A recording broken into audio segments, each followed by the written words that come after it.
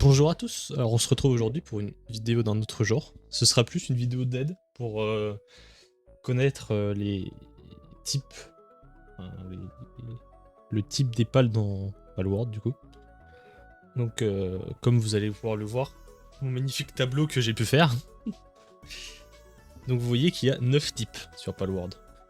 Neutre, terre, feu, eau, glace, électrique, ténèbres, dragon et plantes.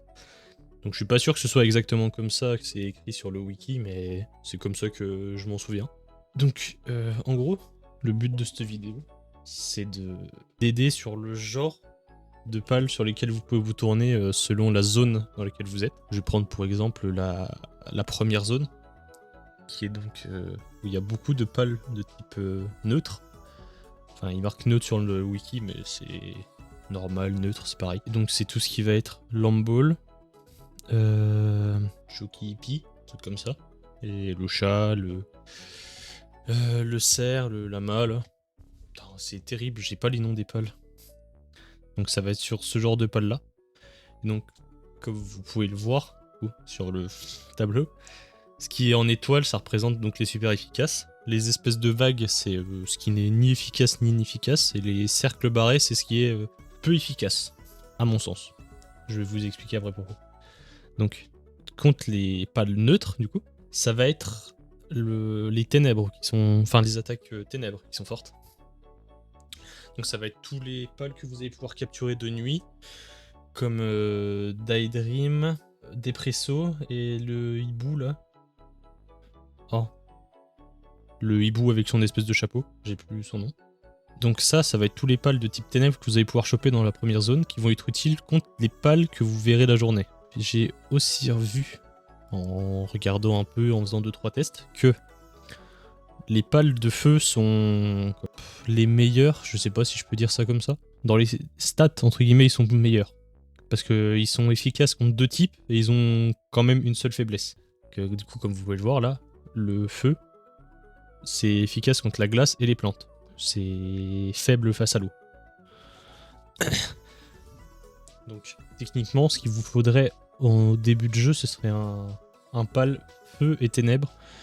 Mais les feux ténèbres s'attrapent plus autour du niveau 20-25, les premiers, avec Elzéphir, je crois. C'est une espèce d'oiseau flamboyant. Je vous mettrai une image si j'en trouve une. Et du coup, alors pour les attaques non efficaces, je vous disais je suppose, parce que en fait, j'ai pas vraiment fait de test, mais étant donné, par exemple, je vais reprendre le feu. Donc l'eau, enfin le feu serait moins efficace contre l'eau parce que l'eau est efficace contre le feu. Et en gros sur le tableau, au-dessus c'est l'attaque et en dessous c'est ce qui défend. Donc vous voyez, regardez, le feu, hop, quand vous attaquez sur l'eau, selon moi ce serait moins efficace. Et l'eau, quand vous attaquez sur le feu, c'est plus efficace. Lorsqu'il y a un pal de double type, j'ai fait un... Pour le coup, là j'ai fait un test sur 3 pales différents. Donc j'ai voulu essayer avec des attaques plantes. Vous voyez que sur le tableau, plante c'est efficace contre terre, mais ce serait moins efficace contre feu. Donc alors, j'aurais bien voulu faire un test sur 4 pales différents, dont un pal, comment ça s'appelle, un pal feu et terre. Mais le problème c'est que en feu et terre, alors de ce que j'ai découvert moi, il y a que Reptiro, qui est la tortue de feu là. Alors apparemment, j'avais pas encore, j'avais pas fait gaffe parce que je l'ai pas encore découvert, mais il y a un autre pal feu et terre qui est Phaleris, mais donc niveau level, enfin équilibrage des levels, ça irait pas avec les tests que j'ai voulu faire juste avant.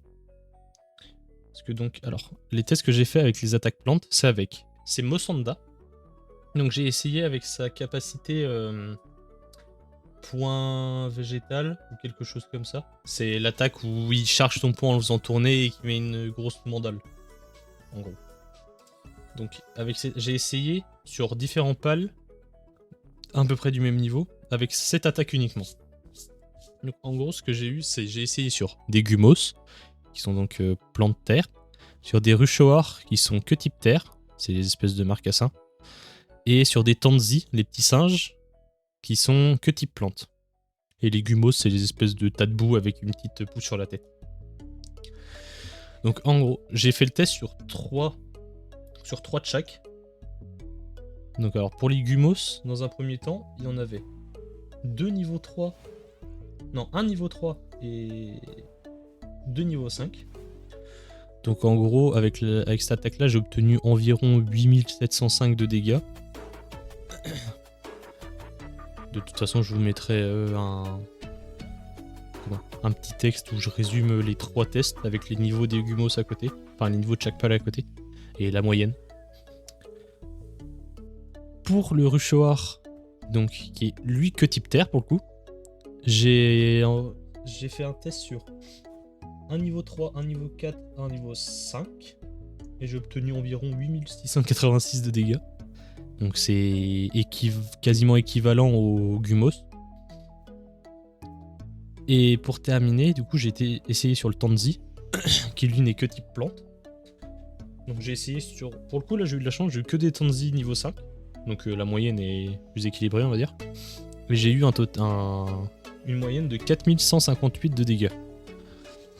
Donc c'est là que du coup j'aurais aimé faire un test sur un